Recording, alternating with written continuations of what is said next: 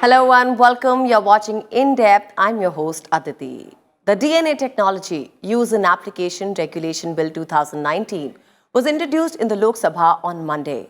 The bill, which is also known as the DNA profiling bill, tries to check use of DNA technology to establish the identity of a person. According to the government, the DNA technology bill aims to establish the identity of missing persons, victims, offenders, under trials, and unknown deceased persons. The Lok Sabha passed a similar bill in January, but it lapsed when the Rajya Sabha couldn't clear it due to lack of support from the opposition. Today's edition of In Depth looks at why the bill introduced in Lok Sabha is significant, what its uses are, and what are the concerns that are surrounding it.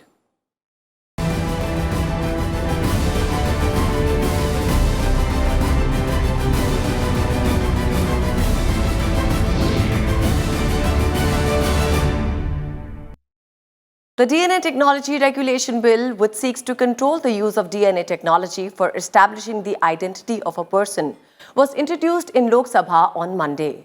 A similar bill was passed by the 16th Lok Sabha, but had to be brought in again as it was not passed by Rajya Sabha then, and hence lapsed with the dissolution of the previous Lok Sabha. Mantri Data Shraddhanji. The DNA Technology Use and Application Regulation Bill 2019 was introduced by Minister for Science and Technology, Dr. Harshvardhan, in Lok Sabha. To introduce a bill to provide for the regulation of use and application of deoxyribonucleic acid DNA technology for the purposes of establishing the identity of certain categories of persons, including the victims, offenders, suspects, under trials, missing persons, and unknown deceased persons, and for matters connected therewith or incidental thereto. However, the bill was opposed by Congress leader in Lok Sabha, Aditi Chaudhary. He said the bill violates fundamental rights as DNA of under trials can be collected without court orders. Congress leader Shashi Tharoor also alleged that the bill will institutionalize a surveillance state and suggested that first a data protection law be put in place. It inadequately regulates use of DNA in civil matters, as it is silent on consent, storage and removal of profiles. Second, it does not assert individual rights such as right to notification of storage, right to appeal and challenge storage of DNA samples. 3. Does little to address the capacity constraint of the law enforcement agencies, neither does it provide a roadmap towards building capacity. 4. The proposed regulatory board is too powerful and its functioning too opaque. The proposed cost of the project is highly underestimated, forcing one to wonder if an adequate cost-benefit analysis was carried out. First of all, risks indeed, as Aditi Chaudhary has said, the concern of data profiling and the institution of a surveillance state against the ordinary person in this country. But far more troubling procedurally, sir, is that there is a Supreme Court judgment in the Puttaswamy case on privacy, after which the government promised to bring a data protection law which would guarantee the protection of all the data of citizens. Sir, DNA is also data. How can you pass the DNA bill first when you don't have a data protection law yet? Clearly, the data protection law must be the basis, and the DNA bill must be in consonance with such a data protection law. But the minister said there was no serious substance in the concerns raised by members. He also countered that several rounds of consultations have been undertaken and the measure has been pending for nearly a decade. That this bill was passed in the last Lok Sabha also. This bill was conceived at the time when the NDA government was in power earlier during Atalji's regime. For 10 years, their government also discussed this bill. They got it scrutinized through every possible forum. It was only that in those 10 years it was never passed. Then we took it up in 2014. We got it scrutinized through all forums, including the Parliamentary Standing Committee, Law Commission, Law Department, every possible place. And then it was brought here. We had a good quality discussion here. The bill seeks to establish a national DNA data bank and regional DNA data banks. It envisages that every data bank will maintain indices like the crime scene index, suspects or under trials index, offenders index, missing persons index and unknown deceased persons index. The legislation also seeks to establish a DNA regulatory board. every laboratory that analyzes DNA samples to establish the identity of an individual has to be accredited by the board. The bill also proposes that written consent by individuals be obtained before collection of their DNA samples. However, it says that consent is not required for offences with punishment of more than 7 years in jail or death. It also provides for the removal of DNA profiles of suspects on the filing of a police report or court order and of under trials on the basis of a court order. Profiles in the crime scene and missing persons index will be removed on a written request. Bureau Report, Rajya Sabha TV. DNA evidence was first accepted by Indian courts in 1985. But it was not till January this year that a bill on the issue was first introduced in Parliament and even passed by Lok Sabha. Our next report takes a look at how the DNA profiling bill was first initiated and the stages it went through in its making.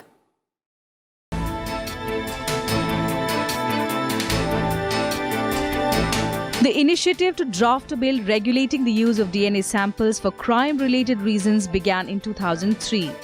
The Department of Biotechnology established a committee known as the DNA Profiling Advisory Committee to make recommendations for the drafting of the DNA Profiling Bill 2006. This eventually became the Human DNA Profiling Bill 2007. The 2007 draft bill was prepared by the Department of Biotechnology along with the Union Government for DNA fingerprinting and diagnostics. In 2007, the draft Human DNA Profiling Bill was made public. However, it was never introduced in Parliament.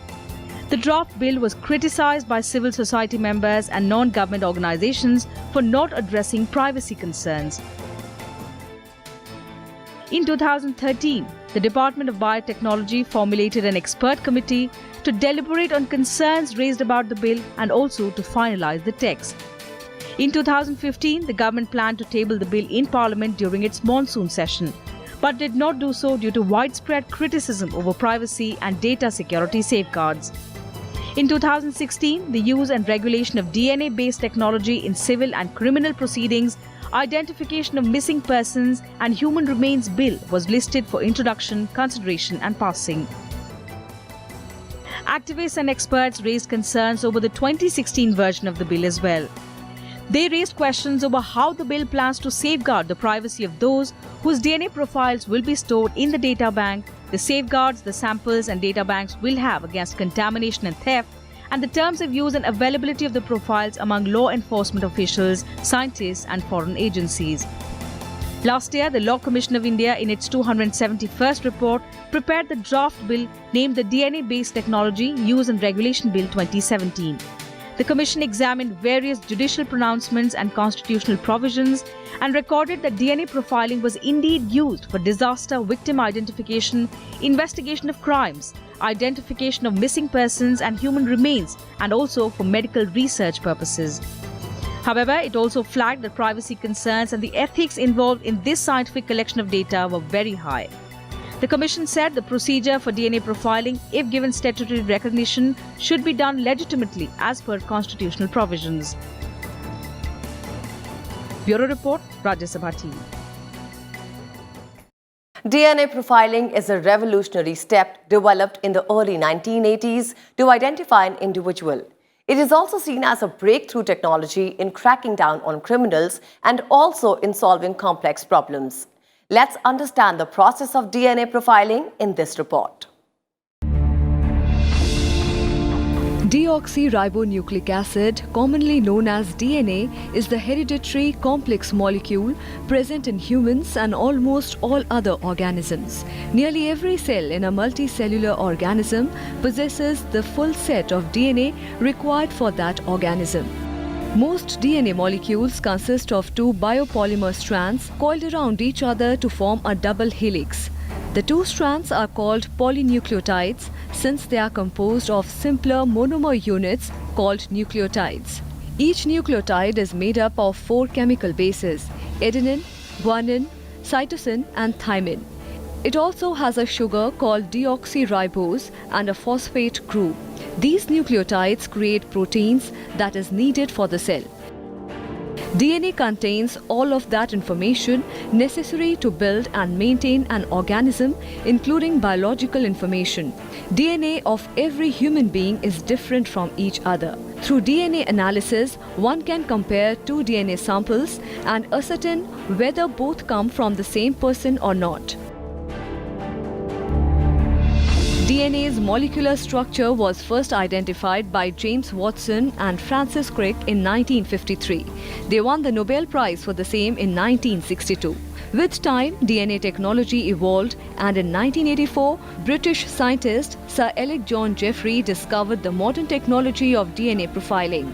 DNA can be extracted from buccal swab, just taking a swab from the mouth, maybe the hair follicles, root of the hairs, blood samples, any small amount of the muscles or the tissues of a person, nail scraping can give enough biological material to conduct DNA test, and that tested DNA pattern will be kept in the data bank, and that will be used whenever required for any purpose in national interest, police interest or forensic interest.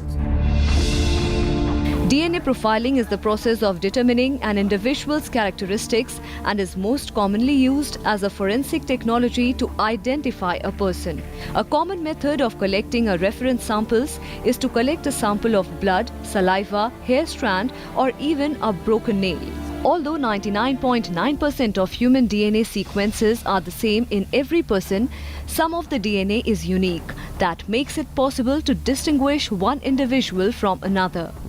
In many forensic investigations, in many missing person investigations, in many cases of disputed identity, in many cases of fraud, these DNA sample will be used to establish the identity of a person.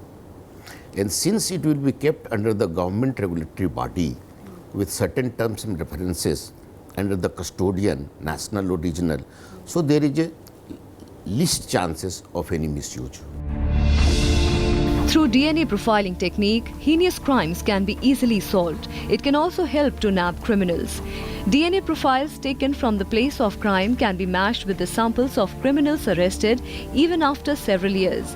This technique is very effective in identifying accident victims, missing people, or identifying disaster victims. The identification of parents is also possible with the use of the DNA profiling. The DNA Index System, a first-of-its-kind initiative, allows generation of DNA profiles from live samples like saliva and blood stains within 90 to 120 minutes. This system uses the latest DNA technology tool developed by Intigen X Inc. USA, known as the Rapid Hit DNA System. However, DNA profiling is being criticized as a technique that breaches an individual's privacy. It is also being seen as interfering in someone's privacy by collecting his or her genetic data.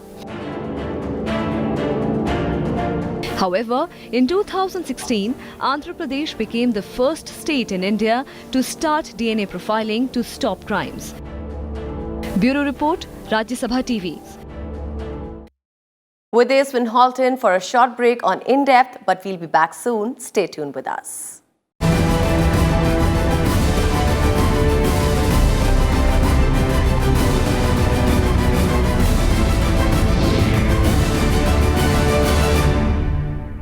Welcome back. You're still with us on In Depth. I'm your host, Aditi. Several privacy concerns have been raised regarding the DNA profiling bill. But supporters of DNA profiling call these fears unfounded, saying there is no threat to privacy.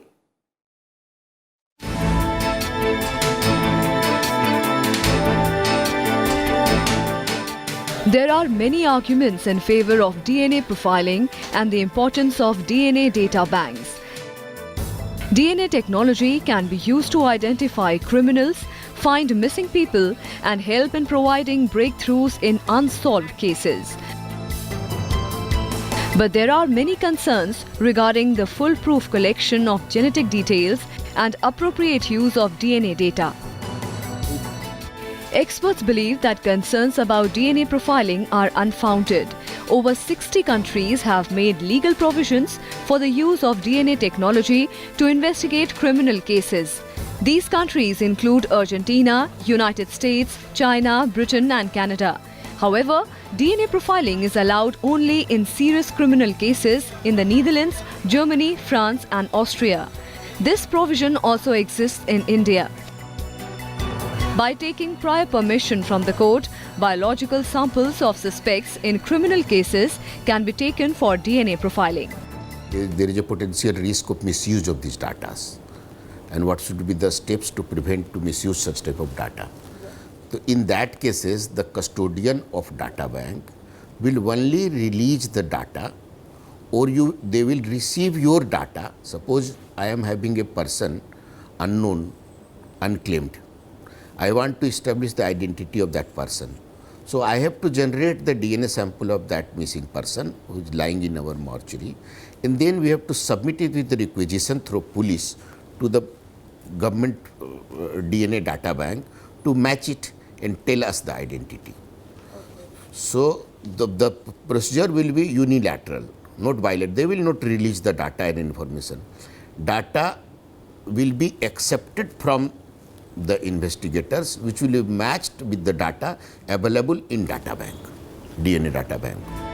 Many claim that the DNA profiling bill is a violation of human rights as it could compromise with the privacy of individuals. That's because all details of a person's body and his DNA profile will be with the state. It will be used not only in the settlement of criminal cases but also in civil matters, like using DNA profiling in matters such as surrogacy, maternity or paternity check, organ transplantation and immigration.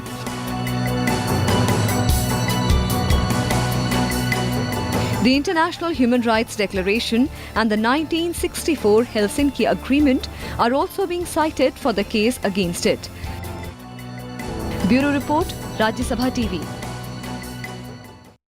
The right to privacy is a fundamental right. The International Society for Forensic Genetics talk about this aspect. Let's find out the guidelines it has set up internationally for DNA profiling.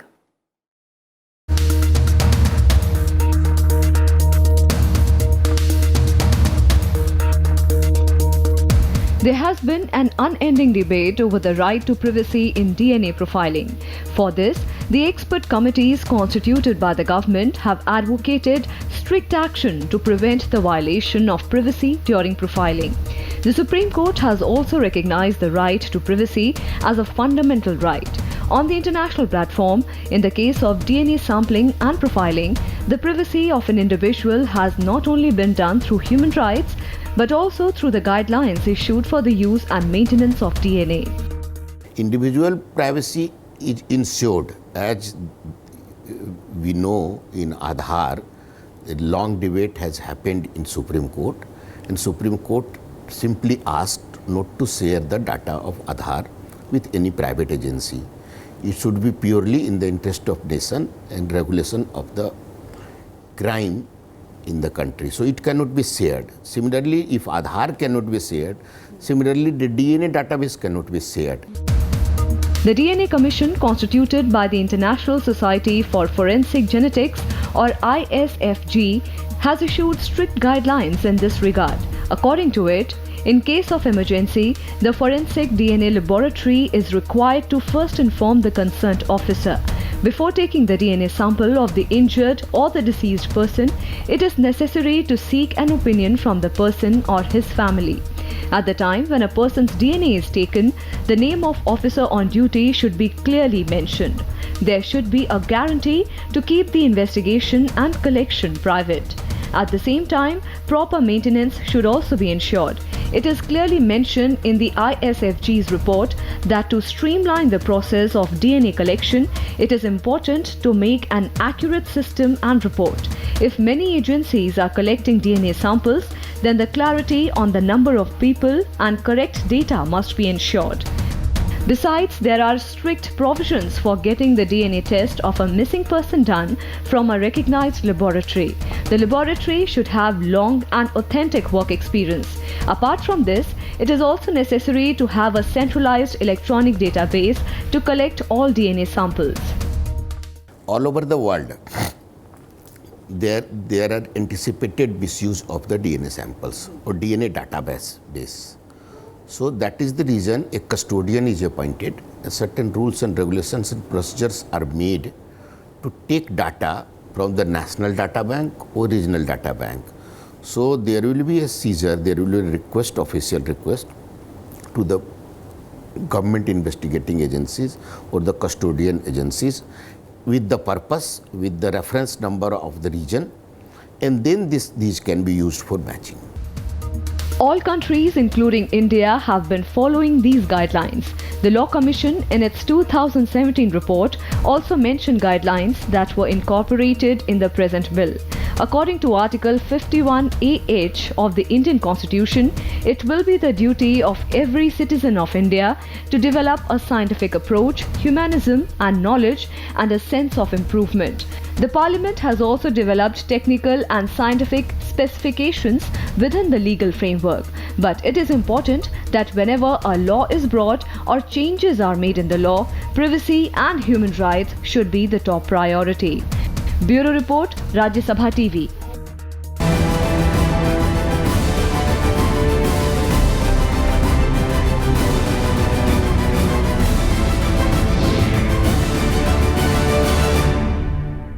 So that's it from us in this edition of In Depth. We'll be back same time tomorrow with a focus on some other subject. You can also watch our program online on YouTube and Twitter. And don't forget to send our feedback and suggestions about our program. Thank you for your time.